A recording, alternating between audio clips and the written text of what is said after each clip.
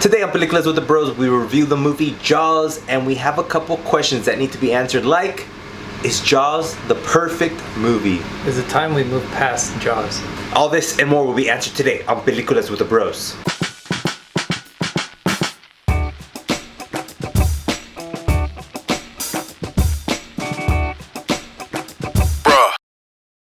What's up, bro? What's up, bro? And welcome everybody to the show. This is Peliculas with the Bros. My name is Adrian. My name is Ivan. And Peliculas with the Bros is a show where me and my brother Ivan discuss a movie. Every week we discuss a new movie. Ivan, what's the movie of the week? Jaws. Jaws, directed by Steven Spielberg. Oh yeah, baby. I don't know what that was. Get on with it. Alright.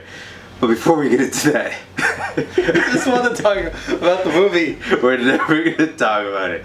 For all of you out there just listening randomly, we've done this. We literally done this. This is our third time, this take, right? First there was issues with GarageBand. Now there was issues with our camera setup. But this time, the third time, the Holy Trinity, as they say, we're going to do it right. So, if you're still watching, thank you for watching. Thank you for listening. Like I said, we're a podcast and we're called Peliculas with the Bros. If you like two brothers talking about movies, you came to the right place. So hit that subscribe button, hit that like button. We're on all podcast platforms. We're on YouTube, so look us up. Hit the subscribe. Enough talking. Ivan, let's get into this. Jaws. Third time's the charm. Oh yeah, we're firing on all cylinders. It's working! It's working! Not the bad. Let's do this. Okay, sorry. I'm sure my neighbors think I'm completely sane, right? Yeah. Okay.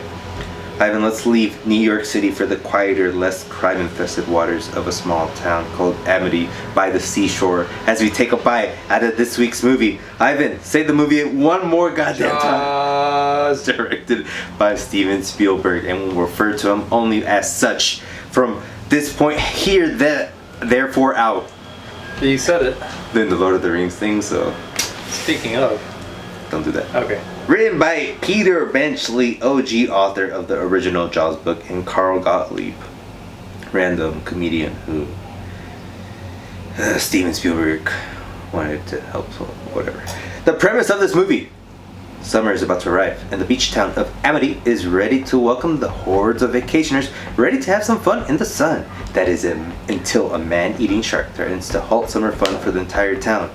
The new chief of Amity, Martin Brody, must now solve this beast of a problem before the town turns on him. He enlists the help of an oceanographer. I'm feeling like deja vu. Oceanographer Matt Hopper. Hooper. Now I fucked up in terms of my script, because I have Hopper in the premise and Hooper in the cast. So who knows? Unless you look it up on your phone while I do this. No. So he gets the oceanographer to help him, and also a shark fisherman named Quint to help end this terrifying nightmare before it gets even worse. With the cast of Roy Scheider as Chief Martin Brody, Robert Shaw as Quint, Richard Dreyfuss as Matt Hopper or Hooper, who knows. This movie is a movie, and we're here to talk about it. We've talked about Steven Spielberg before. Most recently, we talked about Jaws. Ivan was Jurassic Park. Jurassic Park. Ivan's really my fact checker, and he's here to slap me if I get out of the line. You need it. Sometimes. We talked about Jurassic Park recently, and if I remember correctly, Ivan said, basically, enough is enough. Let's move on, right? Yes, it's good, but stop talking about it. I think you're never going to talk until the very end for things and such. That was your take. My take was more so like, what a classic movie. For sure. Ivan, who the hell is Steven Spielberg? Visionary, auteur, artist, comedian, director, Comedian? man, human. I think you got them all. Yeah. Yes. He makes a new movie every year, which is interesting because we're about to see The Fabelmans at the end of this year. And he invented the blockbuster. With this movie, Ivan, because this movie was released in the summer when supposedly all films were supposed to die But thankfully, the people higher up was like, let's put some money marketing behind this and let's see if it takes off, and it did. And guess what? The next year they made another movie, a little movie called Star Wars, and they released it in summer. And guess what happened? They put a little bit of marketing. Guess what happened? It blew up. Damn it! So what do you have to do? Think outside of the box. Marketing, baby. And this podcast is all about marketing. But let's get into this movie. Ivan, let's look at how the sausage was made. So let's do what you love to do on this podcast. Turn on that. What is it? Sausage maker? He turned on the sausage maker. Oh no, you make the sound effects. Turn on the sausage maker. Get your piggy. And throw that bad boy right into the sausage maker. The piggy seems oddly okay with being crushed to death. It's depressed. Suicidal. That's the only way I could do this. So you pick your piggies by their mood? Yeah. I wouldn't kill a happy piggy. What do you think a happy versus a depressed pig tastes like? Differential? I think a happy pig would be a bit sweet. Melt in the mouth. I think a happy pig is what they used at like McDonald's for the sweeter sausage. Yeah. But the depressed pig you use like an Italian food. Yeah. It's like gotta put some spice on that thing. A little salami. Salami. Salami. Pigeon. Pigeon. Thankfully for you, I don't have too much details on how this movie was made. Why? Not because of there not being enough details, but because I forgot to do that. I remember, this is relevant, I watched way back Mythbusters episode on Jaws, and they, spoiler alert, they would see if a shark would explode if you shot a tank inside their mouth. Ooh. And I think it did, if I recall correctly. So how did they replicate the shark? They just made like a foam shark. But isn't that off? Like They didn't blow up a real shark in the movie. Well, you have to. Shouldn't you use like the similar textures that you I think find? they probably did. Okay. Because foam obviously will blow up because it's just foam. They probably had like rubber adding Right. some. Okay. Good. So that's a good thing. We could put that in how the sausage was made. We could also say that they had an elaborate animatronic for the shark, but it broke down, so they had to sort of go with the flow and make random things. Another thing that I remember is that this is Steven Spielberg's third movie, and they gave him this movie thinking that like his previous movie was really good, but no one went to go watch it. So they're like, this guy has potential. Let's give him a juicy one. Mm-hmm. But not like a huge thing, just like, let's see what he can do with this. And he made this movie. Have you ever seen Jaws before? No. Do you think you've seen snippets? Not enough to form the movie in my head. Any key scenes where you're like, I remember that? Not really. Damn, so essentially going in blind. Yeah. It's pretty good. What was your question at the top of the podcast? Should we move past Jaws? Okay, we'll answer that later. Never mind. We'll answer mine later too, which is Jaws the perfect movie? Yeah, right? Growing up, you hear about Jaws. Everyone talks about Jaws. Jaws. Go to a liquor store to talk about Jaws. Your best friends. Hey, you see Jaws again? Yeah, I saw Jaws. What's your relationship to Jaws, the movie? I was lucky enough to never have a relationship with it. Did you ever... It is one of those things that we've talked about before where it's like, what are my major blind spots in films? Yeah.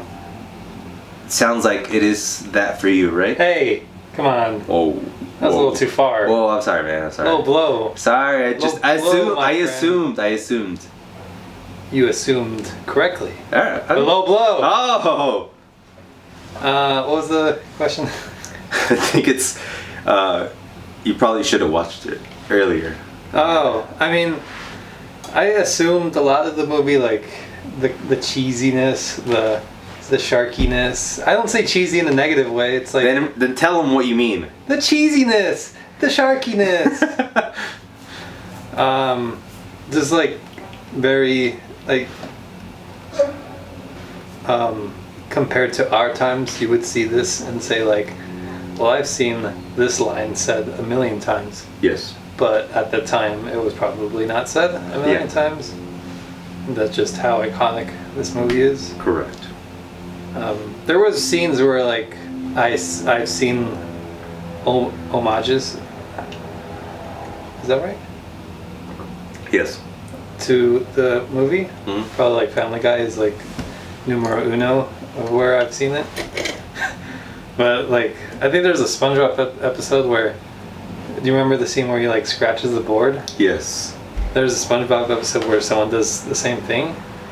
It's when they were hunting a big worm. Like they do that. Like they look at the guy and he's like, "Anyone know where the bathroom is?" Oh, gotcha. And that's where like when I saw that scene, I was like, oh, "Okay, Yeah. it's weird how." This now makes it better. Yeah. Yeah. What was the question? Blind spot. Should you watch it earlier? Oh. I mean. Without saying like after watching this now. I think I came out of it pretty much the same. Just since it's so like iconic, I already assumed the movie. Yeah. So it's not like I watched and I was like, oh, this is way different than what I thought. Yeah. I mean, I can't think of a movie off the top of my head where that happened. But I'm sure it's happened where like I've avoided it forever and then I watch it and I'm like, why did I not watch this for so long? Yeah. And when anything is part of the cultural lexicon as much as something like this, you kind of don't have to watch it. Mm-hmm. And there's another point to be said there where it's like when something is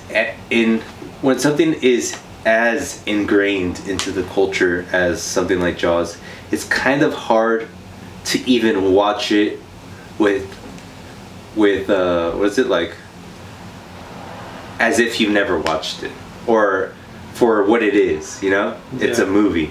Contextless. Yeah. Without context. Without context. It's hard to watch this movie without realizing that it's like basically the movie that made movies.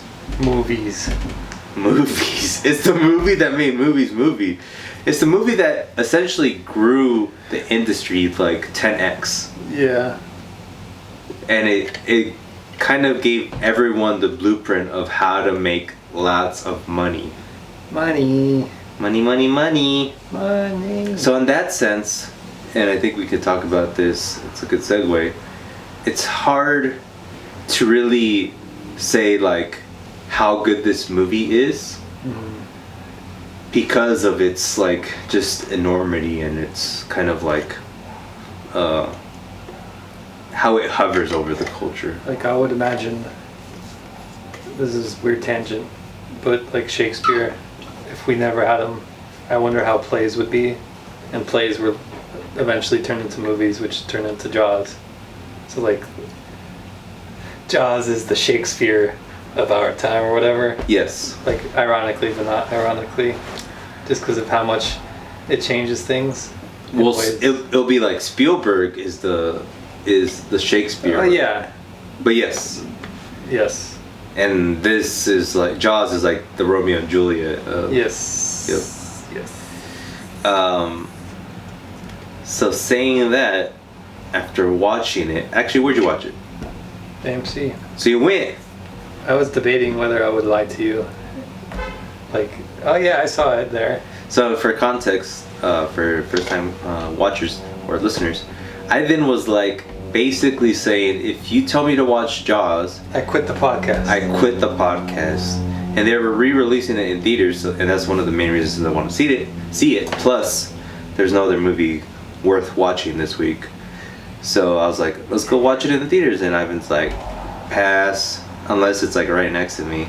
And it wasn't right next to him. Jesus Christ. That's revenge, baby.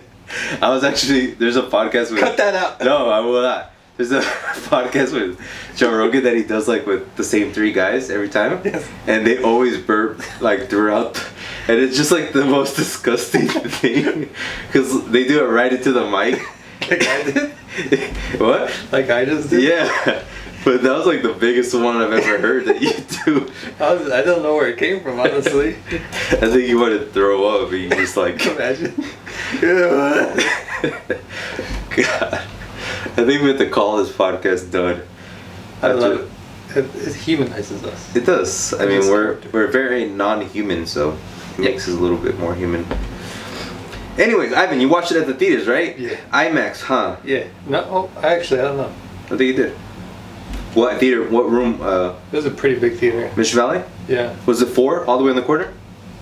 Yeah. Left-hand side? Sure. IMAX. I hate Mission Valley. Why? There's a lot of homeless there. Yeah, there Is is. that messed up? Yeah, Yeah. you technically just said you hate homeless. I did. I hate the world that created a place where I would dislike homeless people. That seems like you are blaming everyone but you. So Yes. that's even more narcissistic. I am. I hate everything that created this, excluding me, because I am a savior. Yeah, Mission Valley is pretty bad. Going through Target is like... Even without like the homeless people, it's like it looks ugly. It's an ugly mall, which is probably why there's homeless people there. It's reached such a low. I remember when I was a kid, like Mission Valley was a good spot to like, hey mom, let's go to Mission Valley and be. Like I have memories of like that being lively and like filled with people. Yeah. And going there, it's like, what happened? What happened here? Slapping my fist. Back to the movie. You watched it at AMC Mission Valley. Yeah. Someone blow that place up, but I shouldn't have said that. What'd you think of the movie, Jaws? It was good.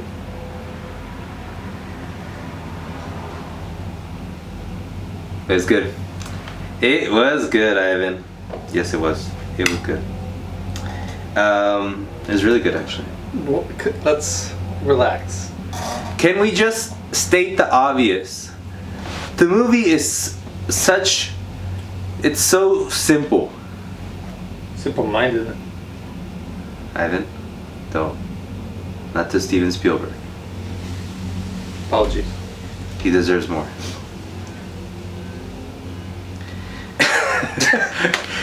All the podcast listeners, you saw that, right? Listeners, get it. It's so simple. It's so simple. And some might say it's too simple, but you have to contextualize what you're watching. Yeah. And you also have to just enjoy it for its simplicity. From its storytelling to its archetypal performances, the look and feel is actually kind of... It is simple, but at the same time, it's revolutionary for its time. Uh-huh. It's kind of like quick. It's kind of energetic for its time. And the action, say less. It's basically Spielberg doing master strokes, and he's just good at it. This movie should be a horror movie, right? It is. Is it though? Yeah. Like when someone says Jaws, you think horror movie. I've always thought of it as horror. What else? Like I would think it's thriller? closer to thriller. Thriller. Imagine. I think it's because horror is like so tied to like a guy in a mask. Just because. Or supernatural. Guy in a mask or like ghosts. Yeah. Just, or witches. All right. But it's been tied for that with that for. It's good, Potter. Is that Harry Potter? Cut this. Okay, sorry, go. Tied to witches, tied to ghosts. Oh, for so long, it's just horror. I mean, I still kind of think of horror as that, But now horror today is, I was gonna say no, but that kind of has a monster in it. Hereditary, not really. I mean, there's ghosties, kind of more like spirits, demons. Midsommar, that's like the least horror movie ever, just because it's has like pure people. There's no like supernatural anything. Just a cult. Yeah, but it's still super horrific. But it's a horror movie. Yes. Like just so is Jaws. I can say it is a horror movie, but I guess my point is like Spielberg is able to make this an adventure movie almost. Uh-huh. And I think that's one of the things that is kind of amazing about this film, because anybody else would have just made a straight up horror movie. Mm-hmm. But he makes it feel like an adventure. And one of the things that makes him able to do that is the score. Because John Williams, the great John Williams, is doing the score for this. And you might know him from little films like Star Wars and Indiana Jones and Harry Potter and Home Alone. And the music that he adds to this makes certain parts, like when they're chasing the shark, feel like an adventure versus being chased by the shark, you know? And obviously the music is more uplifting when they're chasing the shark, and it's super menacing. Dun dun dun dun when they're getting chased by the shark. But yeah, just the fact that he's able to make this feel not just a horror movie but an adventure film is pretty cool.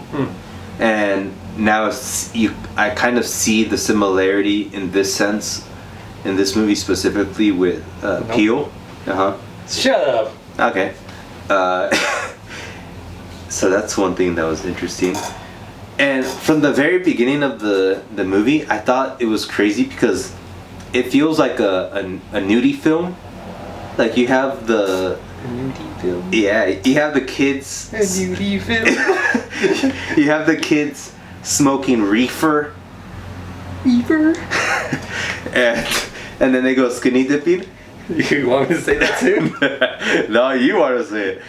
And to think that 30 years later or 20 years later, he's gonna be making Schindler's List and West Side Story. Like the same guy that made this first scene of the film is gonna make Oscar-winning movies. Yeah. Is there any kind of like an upgrade in film history like that, or even in like artistic history? Kanye. Okay, that's a good point. Kanye, what would you think is like, oh man, Kanye, yeah, you sound good, but why are you doing this song? Is that what do you mean by that? Like, yes, this song is good, but why are you doing a feature for Chingy? Well, what's Spielberg's version of that anymore? That's this first scene when he's doing like a nudie film. Maybe, I don't know. I would say Drake's Certified Lover Boy. That's where it's like.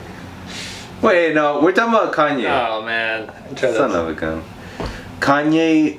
Where he's like, where you're like, you shouldn't be doing this, even if it's good. Yes, I know. What? But it's kind of doesn't fall in line because like, it's when he did the song with Low Pump.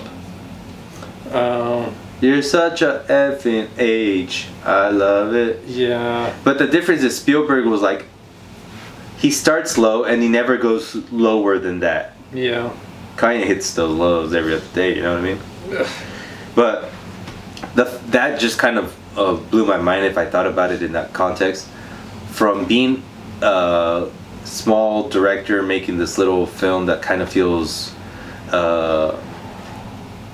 how do you say it? Hedonistic in the beginning, to making Schindler's List is kind of like the biggest upgrade ever.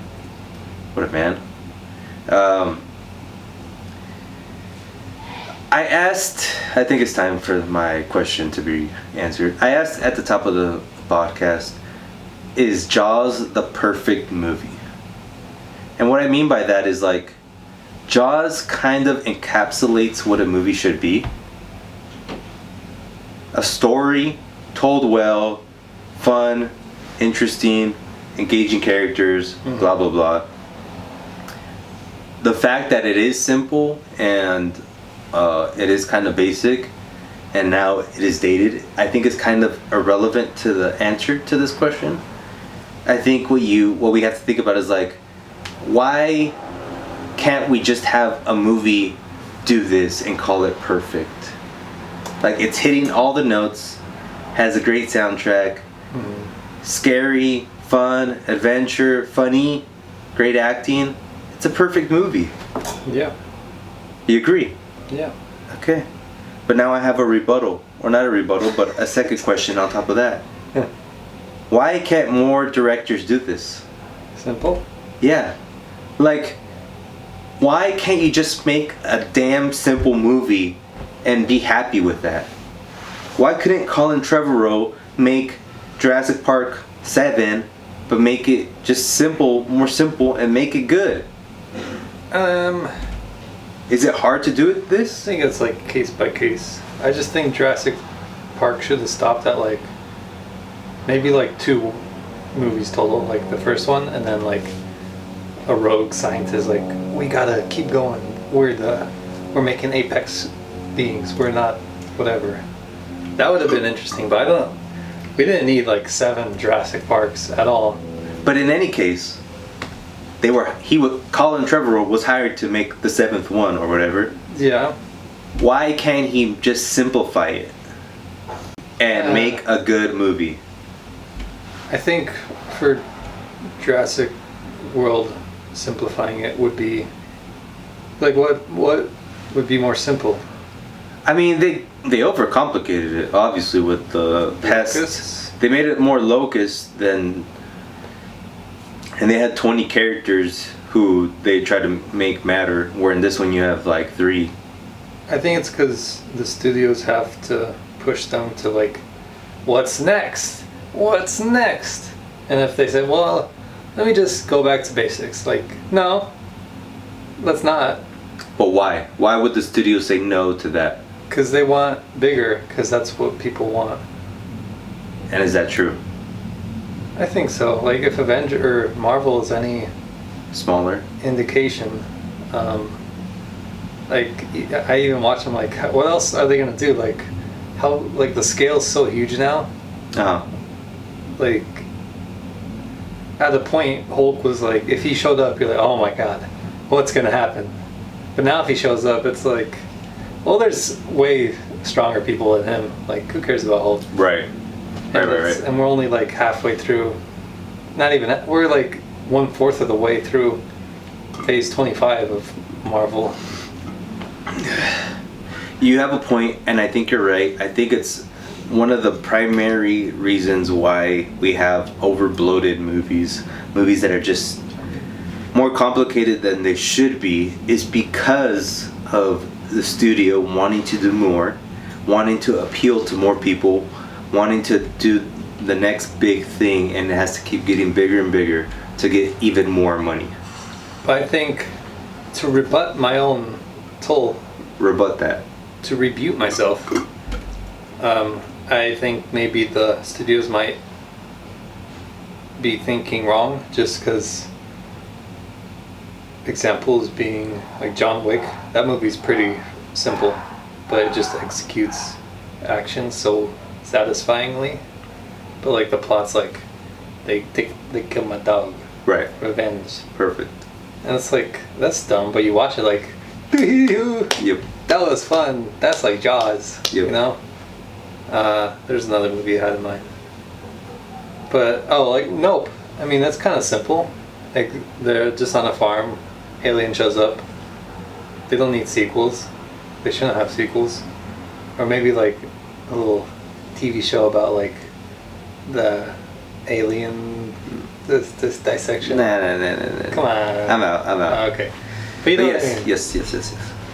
And those are making money. So I think the studios are kind of wrong right now, where they think having to scale up is necessary. Maybe at some time, like some points it is, but it should be case by case. Yeah. I think with IP you need to scale up. With new stories you don't. I mean, if it's like, look at Fast and the Furious, like they keep scaling up and they keep making more money. but that's because I think if they have no story to tell, they have to rely on like fireworks. Right. And now bigger fireworks. But if like a Game of Thrones and you don't even have to worry about scale really. Like people want dragons obviously, but if you just make the intricate stories, the character interactions much more like punchy, like the Red Wedding. Like, I mean, it wasn't really a crazy thing, but it's just what led up to that, and then the attachments you had with the characters. Like, that's way more insane than any like Doctor Strange summoning Super She-Hulk from the sky to kill every racist man on Earth or whatever. As they should. But yes, you're right.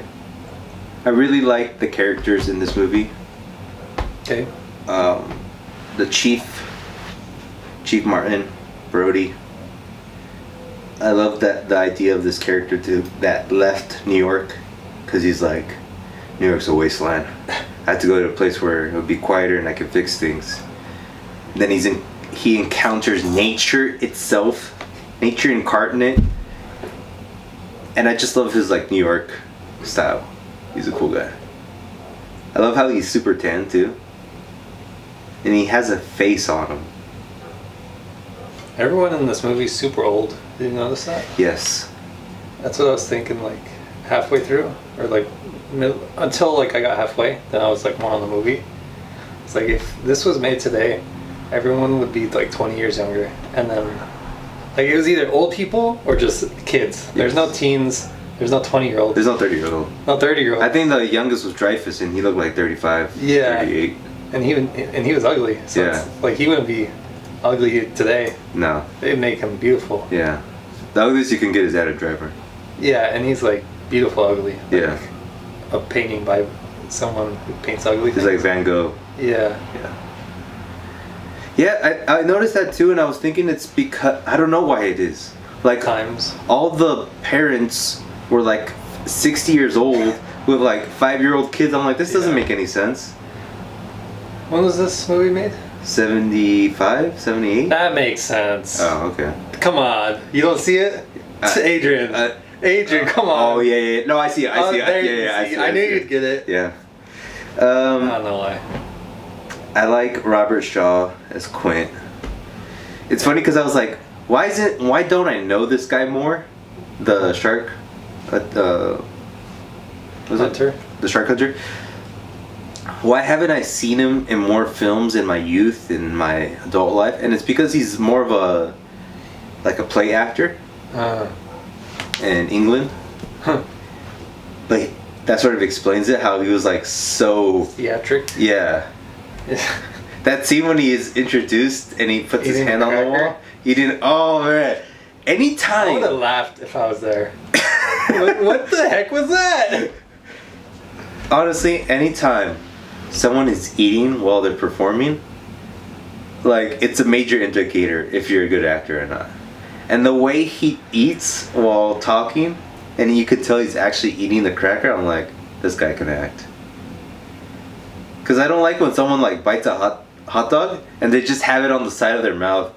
Like who's like talking to someone and like puts it on the side of the mouth and they're like still talking. I get mad when people talk to me and I'm like, let me engulf it and then we'll talk.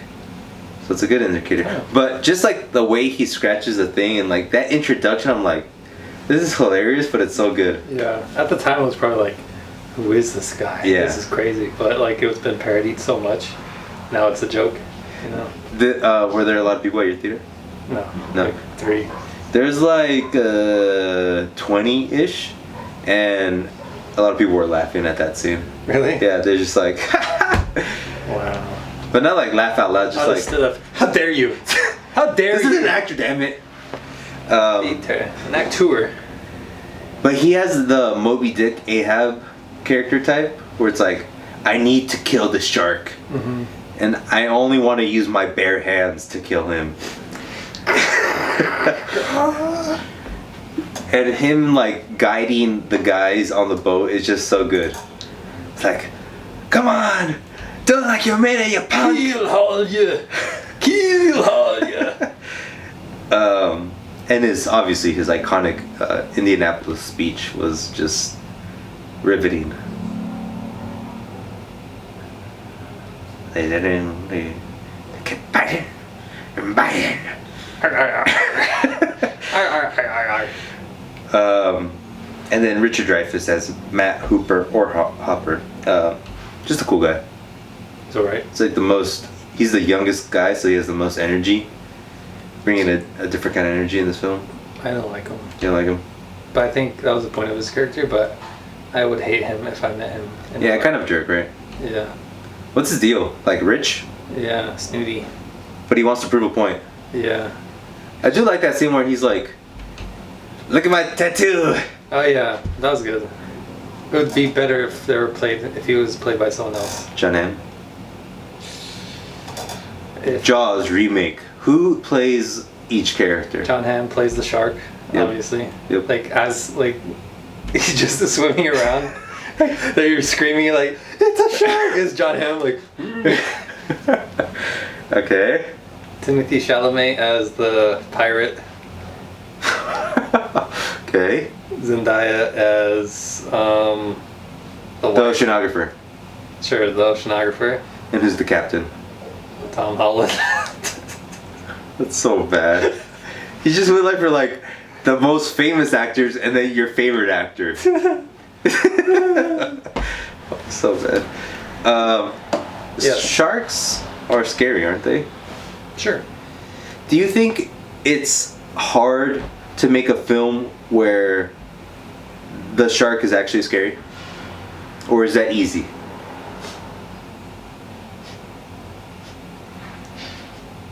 Yes. Because I think that it's hard, but Spielberg makes it look easy. Mm-hmm.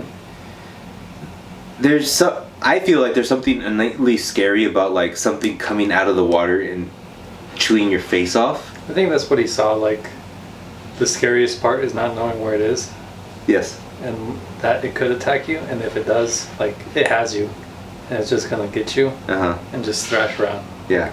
And that's like the scariest parts of the movie.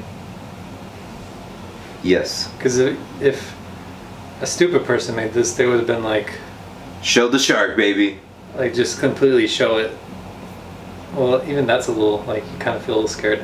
Maybe it just like gets it, like more off-screen stuff, and you don't get like the tension of, like, what he did a lot was like show it in the water, the feet wagging, like cut to that feet wagging, cut back to the shark, and like until it like finally comes together. I think to make it bad, it would just be one or the other. Yes. The combination of the two is what makes it scary. Building that tension, Yeah. mastering that, and that is something that he perfects. Plus the music. Plus the music. I mean, I remember when I was in a pool and Dad would always go, da-na, da-na-na-na, da-na-na-na. Cry. And I like, ah! But it's like ingrained in everyone. I feel like everyone does that. Yeah. And it's the music. And I think that's something that I've realized too when I watched E.T. recently in IMAX. Humble brag. That the score, especially John Williams, for Spielberg movies are the show. Like, they're the main attraction. Yeah. And it makes me think John Williams is actually the best entertainer over almost anyone. Yeah. Yeah. Like, Harry Potter's soundtrack is amazing. Yeah. And so is Raiders of the Lost Ark and E.T. I think it's just impossible to separate it. Like, Yes. like in a vacuum. I mean, it's still, both are still good, the movie and then the music, but together it's like the synergy of that. like elevates it to even greater, which is like something they couldn't do on their own. Yeah.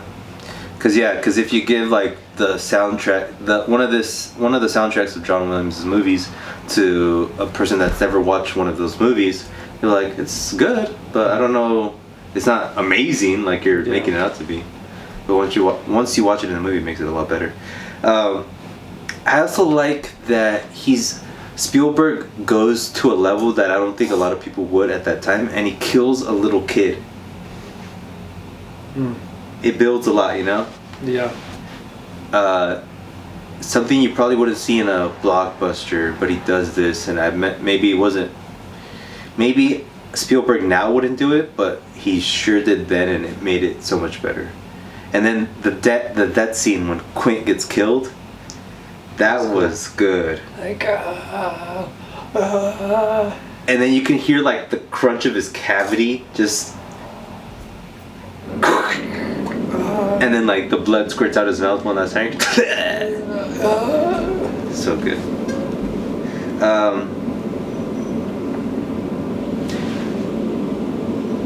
One thing that stood out to me, it's very small. It's a little thing, but it means a lot. The scene when Chief Brody was depressed after getting slapped by the mom whose kid died. Yeah. And he's in his house drinking, and his son is there with him at the table, and he's just like mimicking him to like, maybe he's trying to make him feel better, but probably more so he just wants to be with his dad. That scene builds so much like humanity into the movie. Oh my god, that was like the best scene of the movie, low key. And I don't know who you give credit to, but I'll give it to Spielberg. The book. What? The book. Does the book have that? Well, the writer then. What if he's like, let's just do this? That's the thing. I want to know. Read the book. Nah. Then you don't want to know. I don't want to know that bad. Evan, let's rate this movie. Unless you have other things to say. No. Out of 5. Shark tooths. Really? Every time I say something, you're like, really? Really? Out of 5 shark tooths. Or is it 5 shark teeths? What if it's one shark tooth? It's not. Out of 5 shark teeths, how many shark teeths is this? 4.25 shark tooths. Tooths. Why? It's a classic. It does it all right. I don't know. What do you want me to say? You'll never watch it again, do you? I'll never watch this piece of poop again. We have the exact same rating, 4.25. Disgusting. Answer your question that you asked at the top of the podcast. We should move on from this already. Why? Because it's like, we've learned all we could. We've learned all we could, but why do we have to learn? Why can't we just be entertained? I mean, watch it, but like do something else with your life after. What if you're showing this to your 10-year-old kid? I would show him a better movie. What movie would you show him? Nope. Dare you. I think that's one thing, like, once I have a kid, they're gonna have a good itinerary of movies to watch. I mean, I would show him movies, but I wouldn't show him Jaws first. I would show him movies I like. Social Network. Here, 3-year-old, you're gonna love this movie. Once Upon a Time in Uncut Hollywood. Gems, baby. But I like a Rango. Like, I would show that before I would show Finding Nemo. That's what I'm talking about. You have like, from the ages of 0 to 10, you have to build up the list, right? You don't show them Jaws until they're like 10. I show them when they're born. You show them, before you show them Jaws, you show them Finding Nemo and Rango. And then when they're 13... But even when they're 13, I wouldn't go for Jaws first. I would be like, just something else. But you have to show them the reference points. I don't have to. They're gonna be dumb kids. I don't care. Okay. I don't mean that, people. He knows that his kids will be... I would see what they like and like, oh, you like sharks? Okay, we'll watch Jaws. But I wouldn't like, Oh, you like sharks? Social Network time. If they tell you, Daddy, I love dinosaurs. We're not watching a single damn dinosaur movie, son. Why? Because I hate dinosaurs. Daddy, you're so ignorant. Take it back, you idiot. How long? So you wouldn't show them any dinosaur movie? I mean, I would maybe do like Godzilla or something. So you wouldn't show them Jurassic Park? Maybe, but like, why? I mean, that's a good movie to show them if they like dinosaurs. But I don't want to watch that. Oh God! So you're selfish. A little bit. Oh my God! Would you show them? What if they're like, Dad, what's this movie Jurassic World Dominion? Never say that again. But Daddy, my friends. Listen, you. Through a wall. Daddy, my neck. I think it's broken. I don't care. Oh God, what a dad. Ivan, it's time for a section we like to call Things and Such. Let's do a moment of silence for the Queen Elizabeth, who passed away today at the age of 96, I believe. I heard. Moment of silence. What's your relationship with Queen Elizabeth? None.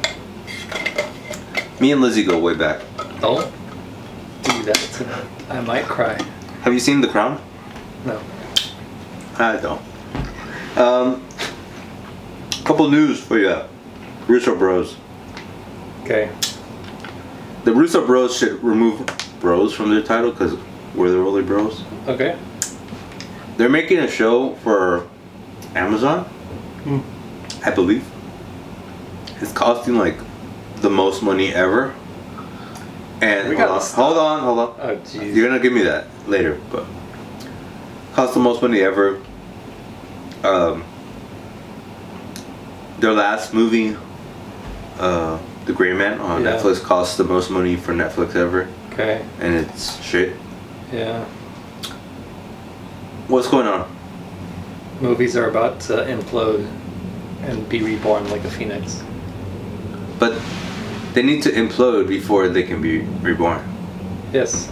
So, has it already imploded? I think it's starting.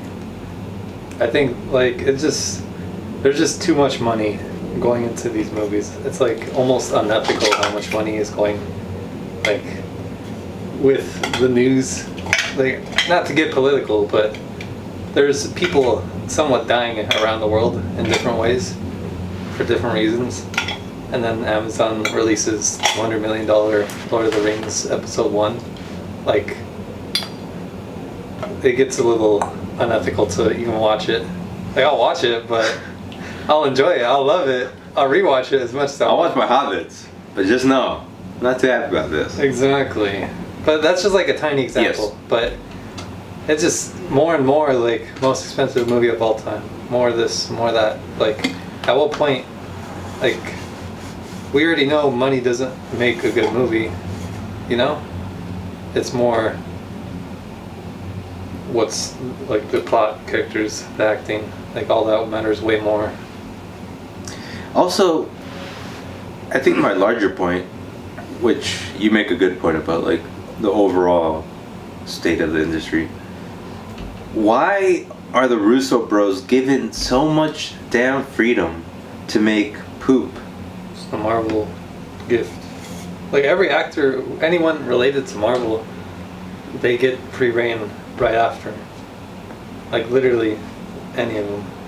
I don't think so. I don't think the girl that made your favorite movie, Eternals, got that. We don't know yet. That's true. I don't know. I think just like the fact that the Russo Bros are as successful as they are, while making bad stuff, it seems, is kind of... I mean, they only have one movie after Avengers. They had that movie Cherry, which was supposed to be bad. Oh, with Tom Holly? Yeah. Tommy Holly? Yeah. Never watched it. Hollyland. Yeah. Do you see Tom Cruise on a plane? He's promoting He did like a call in to a award show or something. I forgot what it was specifically, but he's like, "Hey guys, hope you're having fun at the movies," and he's on one of those propeller planes, like the old school planes that you see in World War One. Okay. And he's like hanging off it. He's like, "Hey guys, hope you're enjoying the movies. I'm just here in beautiful South Africa, filming the second part of my movie, Mission Impossible. Mission Impossible." And then the director comes in on another plane, just like sitting there. He's like, "Hey, Tom, time to get back. We're running low on fuel." He's like, "All right, guys, gotta go. And remember, have fun. Movies are awesome." And then all of a sudden, the plane peels out, and he's just holding on to it for dear life. And I'm like, this man. I think he's just used to it. Like, he's done it so much, he just does not have that fear. And I think fear is like the biggest thing that like kills people. Yeah. Because he's just like, probably either of us can just hang on. Yeah. For dear life and just live. Yeah. But the fear is like, oh, I don't know what to let go. You know? Yeah. But Tom Cruise, like, no fear. He's like, all right, I literally can do this. Like, literally, my hands are sweating profusely because the idea scares me. Yeah, but him, it's just another day in the office sort of thing. What a man. What a man. He's built out of some weird substance that's making him crazy. But I love the craziness. Okay. Don't worry, darling. We're gonna watch it. I think it's 2 weeks from now. There's a lot of drama, and the drama's bubbling. I heard Chris Pine got spat at. Is that true? It looks like it, but Just everyone said no. Even They though would have to say no, wouldn't they? but it was on camera. That he got spat at? It looked like he what's his name? Harry Styles. was over him, and like he went, and you see a substance, and then Pine looks at his where the substance falls, and he's like, it's just so weird. But that's not even like the half of it. The bigger drama now is like the director Olivia Wilde was saying that originally Shia LaBeouf was in contention, but she kicked him out after the allegations came out with FKA Twigs. But Shia had proof that it was the other way around, that he was like, I don't want to work with you guys because what's her name? Puganator. She doesn't want to work with me, and it doesn't fit with my schedule. And then there's a video where Olivia's like, come on, please, we can work it out. Be on the film. Oh my god. So it's like, oh, this is getting nasty. And what the movie's about, too? Yeah. And her wanting him, and now her saying that it wasn't him. I mean, it wasn't, like, she wanted him out. To be brutally honest, like, the worst thing is that, like, the sexists who say, like, don't watch women directors, or like women directors aren't good directors, it just pushes that forward. That narrative. Yeah. And like, which she might be a good director. Yeah. But just, why is there drama at all in a movie set? I know, like, it happens occasionally, but like this is like stuff that happened like in the 50s, you know? Right. And even more ironic because like it's set kind of with 50s vibes. Which is one of the main reasons I want to watch it, but yes. Funny. If it's, I'll be surprised if I walk out of it like, and I say that was actually good. Yeah, me too. But I think it's just gonna be like super confusing, and I think it's just gonna be obvious, like what it, like the message. Yeah, that's like it. too obvious. Yeah. Can't wait. And then, even tangent, but kind of related. Have you heard what's going on with Shia LaBeouf recently? I saw him doing interviews. He's like AA. Yeah, so he's trying to recover. I love him. What? I'm a big fan of him. I love him. Me too. Still, even with the allegations. Really? I'm just saying. I wanted to get your reaction. Oh. I love the guy, but I don't agree with what he did, if he really did it, and I think he did, but have you seen the interviews? No. Stupid. Okay. Shia LaBeouf. Oh.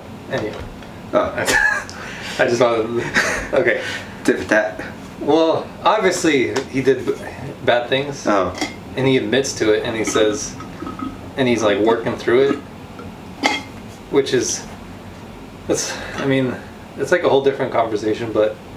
At least he's trying, you're saying? Yeah, but it's like, at what point do you forgive like someone who does evil? Yes. Especially if they're actively trying to better themselves. Yes. And like, I don't know, maybe like it'll take years until he's like healthy, but even then people will be like, oh, well, he hit FK Twigs 5 years ago, I can never forgive him. And if he hears that, like, what's the point of him even getting better if no one's ever gonna accept him again? For himself. But yes, you're right.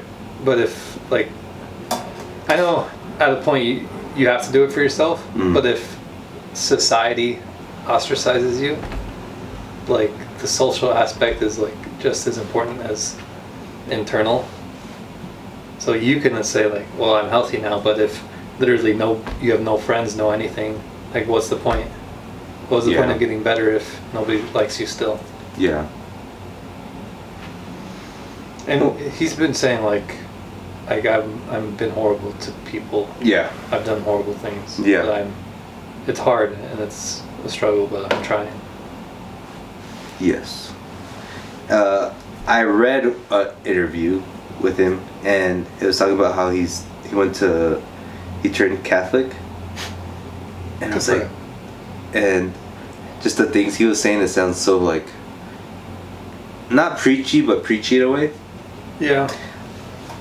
But whatever. But the interesting part was like his mother just passed away recently, and he's like, what did he say? She was a good girl. I was like, if I ever say my mom was a good girl, I would get slapped in the face.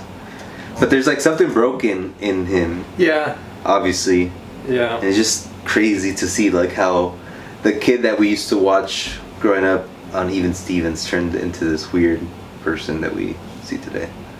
But he's getting better. He's getting better. Hopefully he stays better. Ivan, it's time for a section we like to call What's on the Telly? What'd you watch? A lot. What'd you watch? I watched Game of Thrones and Lord of the Rings. What do you want to talk about first? Game of Thrones. House of the Dragon, to be specific. Are you caught up? Yep. Pretty good. Pretty interesting stuff going on, if I do say so myself. Pretty riveting. Keep it up. Keep it up. I'm waiting for things to get crazy, because I know they will.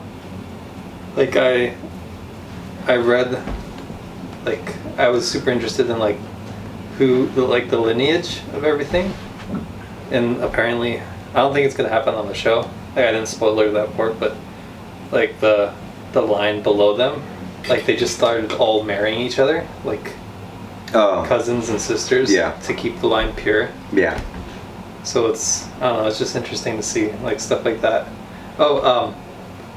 It was funny in that, I don't know if it was third or second, but when they told him to marry that girl, and he's just like walking with her in the park, and she says, "I can't wait to father a son with you." And he's like, "What the heck?" Oh, yeah. You're talking about, yeah. I thought you were talking about when you watched everything. Yeah. I thought you were talking about when they told the king that he should wed his daughter to his son. Oh. But yeah, you were talking about when they were suggesting that the king should marry the 10-year-old girl. Yeah. Yeah, that was creepy. Glad he's like, pass. Yeah, I don't know about this. Funny to see like the shred of morals they like they barely hold on to. Yeah. Even though like they're already kind of evil in their own way. Yes. It was good. It was good. I'm definitely just being patient. Like, I know, trying to enjoy it, because like it will get crazy, but I'm here for the intricacies, so I like it for that. Everything's like building. Like each episode feels like there's more Yes. And tacked on to like this explosion that's about to happen. Yes. So I'm excited. Quick break. I think it's gonna run out. I didn't see. Lord of the Rings. Rings of Power, Okay. but without spoiling anything, what'd you think? Pretty good. It's funny to see the difference between the two shows, just because they're like literally both prequels of high fantasy, whatever. But like it's almost like, I don't mean this in a negative way, but like a kids show, Yeah. but with adult plot. Mm-hmm. Like I watch them, like that's kind of like a kids show kind of piece of dialogue. Yeah. Like, and what's that supposed to mean? Like stuff like that. Yeah. But like the plot is so like what is actually happening here? Yep. And Like there's a bunch of things being, it's just plot building. yeah. World building. And I mean that's somewhat more interesting than the Game of Thrones plot. But Game of Thrones plot is more like the relationships versus like the history and like the powers around them. Just because Lord of the Rings is a lot more magic-y like Yeah. that. But it's pretty good. It looks beautiful, right? It looks expensive. I want to watch it just for that, just to see like beautifulness Yeah. and be in that world. But I'm scared to watch it just because I feel like it's gonna be so much. It's gonna be so ambiguous that I'll find it boring. In what way? Ambiguous. Like there won't be any real plot details until like the 6th Oh. episode. Yeah, I mean the second episode they kind of go more into like what is going on. Uh-huh. It's still super open, but like there's a lot more like more like things being shown. Right. Like, this thing is here. This thing is here, and it's interesting. I'll watch it soon. I'll Better watch than it. I thought it would be. Anything else you watch? I rewatched Elvis technically, just like background. How was that? It needs a theater experience for sure. Why? Because Elvis is a showman and he needs a stage. There's just a lot, it felt a lot cornier with like the tiny screen. Yeah. And he's like, but it's just like, alright. Much. Movies make things so much better. Movie theater, sorry. Yeah, it's definitely a movie that needs a theater. And even the intro where it's like giant panning, zoom, whatever, it felt kind of corny on the TV. Yeah. But in the theater, I was like, wow, this is a spectacle. Oh yeah. But I still liked it. I'm burning mine. Hold on. You're burning your eyes? Ass. Oh.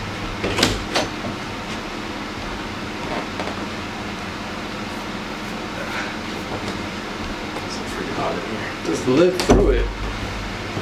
But I don't like sweating so much. Just sweat. Because I sweat from my face more than my body. But I can't tell. I mean, I can't tell. Okay.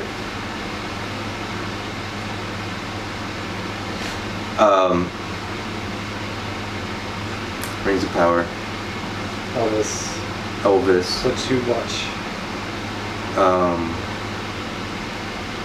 I watched a movie called A History of Violence. Documentary? Have you heard of it? Have you heard of David Cronenberg? Did he do Black Swan? No, that's Darren. He did The Fly, and he just came out with a movie called Crimes of Our Past. But he's known for making like weird, like bloody, gory movies. But this, I'd never seen one of his films except for The Fly when I was a kid, which is the weirdest thing to say. But I realized something with this movie, and it's probably going to be a theme in his other movies. Like he does do like the gore and the brutalness of what they're saying, but he has like scenes where he lingers on like sex scenes, where like in other movies they would just have it for like 30 seconds and fade out, but in this like he shows them like groping for like 2 minutes, and I'm like, this is kind of awkward. Right. but you see that like, and everything else feels cheesy, but it's still, it feels like cheesy as David Lynch kind of. Okay. You know what I mean? Yeah. Like it's cheesy on purpose almost. Yeah. And it's weird to see someone be kind of like critically applauded for being bad in a way. I feel like I'd hate him. Yeah, you would. But it's it's just cool to be like, yeah, I know this is like bad, but I'm gonna make a couple tweaks and you're gonna love it. Or some people are gonna love it. But you do hate David Lynch, right? Or you don't like his style? It just feels like too airy. Like, too, like, you're in a dream the whole time. Yeah. Not that I need, like, concrete everything, but it's like a butterfly flies and then just dies midair, falls. It's like, what does that mean? Yes. And it has, like, a million scenes like that. Yeah. I'm just like, I don't care about analyzing that deeply. Yeah. That's how you create a wiki. It's an easy way to create a wiki for yourself. Oh yeah, I saw Industry. So I have this new. I'm such a pushover. You like pushed me over to think Industry was kind of bad, but now I'm realizing it's not that bad. I don't think it's bad. I just think it's like, I just have higher standards of what I will watch whole seasons of. Yes. So, and basically the takeaway from the last takeaway was like that they're doing things for the sake of drama. But even our favorite show of all time did things for the sake of drama. What, Mad Men? Yeah. Name one that was like, all right, that wouldn't really happen. Like, specifically, anytime. Go ahead. What's the name? Go ahead. What's Trudy's husband? Pete.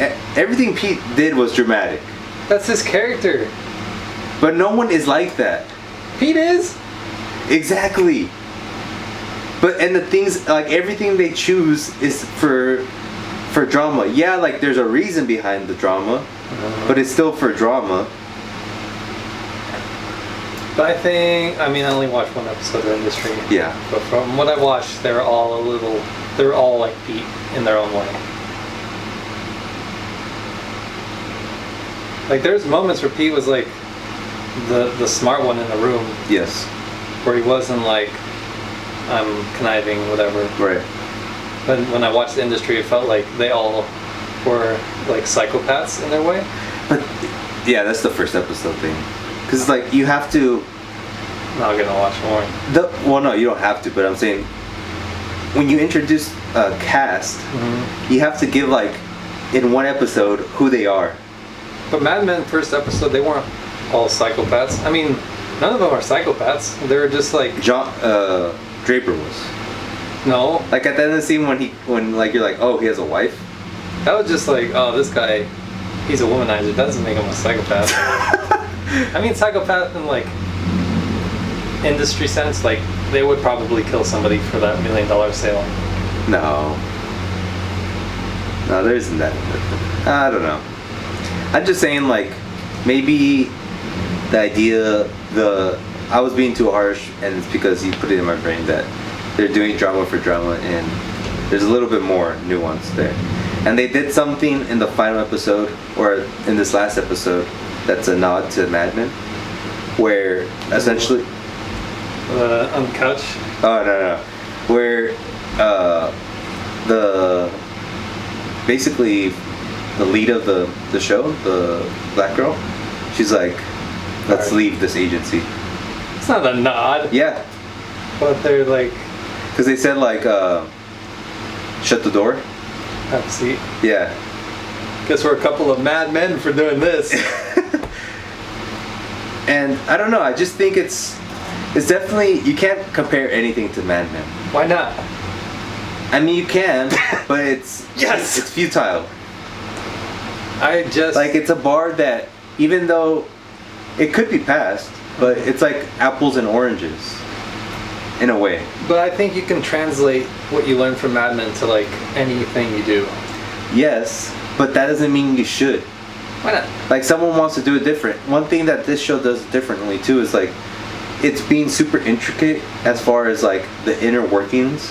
Like it actually is like, whereas in Succession it's like, sell this, buy that, and call it a day. This one's like, no, we need to sell this amount at this, and they're using like lingo, and that makes it of a thing, you know? It makes it unique. So you don't have to copy something. You can just be. But I don't mean copy like they could have Mad Men's character and copy how well it's written, and then keep the intricate lingo of the stock business. Like, Yes. I'm saying copy how real their characters are. Yeah. And like I'm saying the baseline is Mad Men because all their characters feel so alive and real and human. And if there's already a baseline of what people act like, just watch that a million times. And then when you make your show, like, oh wait, this kind of feels like a bad character, or like not a fully fleshed out character. But you can't. I mean, I guess you can, but they make mistakes too, you know? Like the creators of whatever show is trying to replicate Mad Men or take the best examples from Mad Men. They're gonna mess up. They're gonna make a choice that they think is better or right, but it's not right. Or maybe it is, but that mistake makes that art its own. Yes. But no. I'm more just saying that they should act like humans, like at all costs. And if a character does something, there should be like some backing reasoning behind it that would make sense for a human to do. Like, what's the show? You haven't watched it, I don't think. Mr. Robot. No, it was on the AMC. I think that was Mr. Robot. Oh, the computer show? Yeah. Uh-huh. There's like, it was entertaining, super entertaining, but like, there was a character in there that just made no sense. Like, he was an absolute psychopath. Like, he would lie to get ahead, but like, to the degree that no human on Earth would ever do. And then like, he later changed in the show to being like a super wholesome dude that everyone accepted and they all loved him, but like, they never showed him having growth at all. He just grew. Whereas Mad Men, it's like, you could see like Peggy doing something and then she's like, oh, I want to do that, and then she struggles with that for a bit and then she learns from that and it gets better. That show was like, he just like did something horrible. People yelled at him. He doesn't feel bad. Episodes later, like, I'm good now. I'm a good person.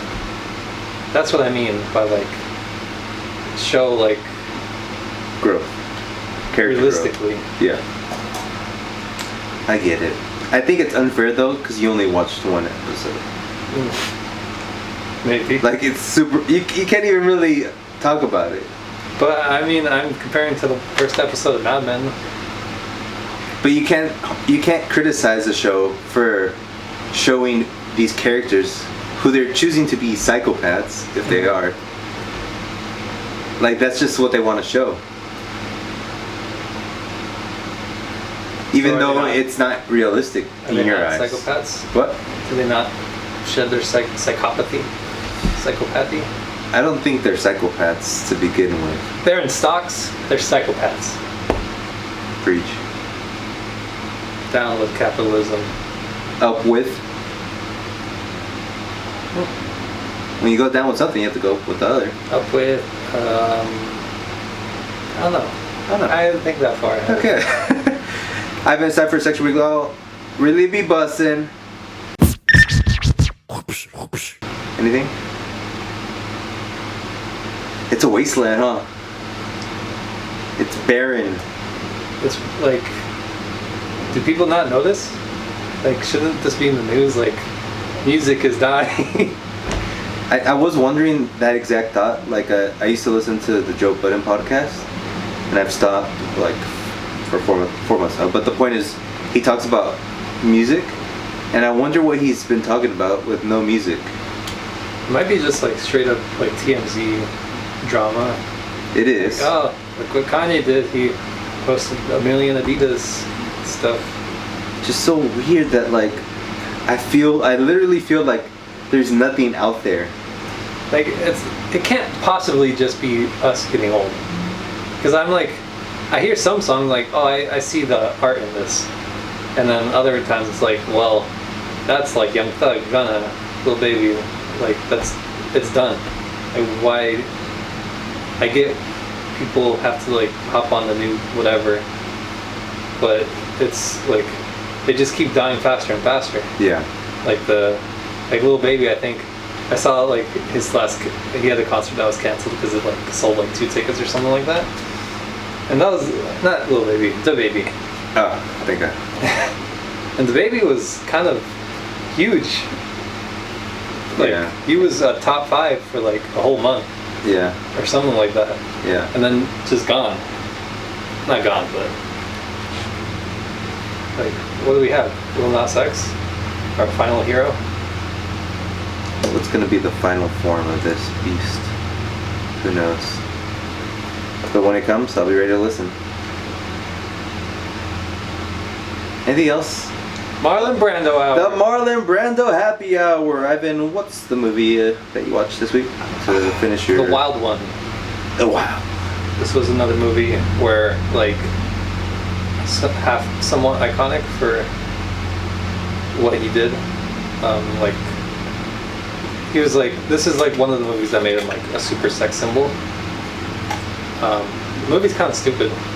It was he's like the leader of a biker gang that go to this town, and they just hang out there and cause a little mayhem, like going to the bar, messing with people. That sounds like fun. Yeah, but that's like the whole movie. Yeah. And then he half falls in love with this girl. Half? It's weird. Like I don't even know if he loved her. The script didn't allow it. Yeah, but it might have been intentional. But by the end, like they figured out. They didn't figure out. They knew he was the leader, and they're tired of like the gang, so they got him, started beating him up. He escaped. As he was escaping, someone threw a wrench at him, and he crashed into like this old man and killed him. And the final like 5 minutes were like, I don't know what happened. I was driving away and blacked out, and then I'm here. And then some other people said, well, we saw someone throw a wrench at him, and then he fell. The cop's like, why didn't you say that before? And then they said, okay, you're free to go, but you never come back to this town. And then he's like, okay. And then that's pretty much it. Interesting. But he's good. Like, I'm unpacking a little more of him. Oh. And a lot of his thing is that he just, before he says anything, he pauses a lot. And then he just looks at them, at whoever, and then just says like what he's gonna say. But like very minimally. That's the pattern I'm seeing in his movies. But it's mostly like just say it, but don't emphasize it. Yeah, like he's thinking about it, and he's like ruminating on it, and then he says it, and then he's comfortable with sitting in silence a lot. He's mysterious. Debonair almost. Indeed. How many more films? About 800. Are you gonna watch Godfather again? Yeah. Did you watch it in the theaters? No. Mission Valley, not going there. What's next week's movie? I don't remember. Oh. The Wild Ones. Would you recommend it? Not really. It's kind of getting worse. Like the first movie I saw was probably my favorite. Streetcar? The Men. He's like a paraplegic. Oh yeah. I like Streetcar too, but no, The Men was more. Like I got more out of that. But it's been getting like, I don't know. He's gonna come back with a good one. Yeah. Yeah, I mean, he definitely has like he's never missed himself. It's Right. just more like the script, what he has to work with. Yeah. The story. But yeah, he's good himself. All right. Well, that concludes this week's episode. After 3 hours, it seems, but actually been an hour and a half. We'll be back next week with a new movie. I think it's gonna be Pearl. Oh man. Oh See how no. excited he is. No. We'll be back with the next episode next week. Peace out. Bye.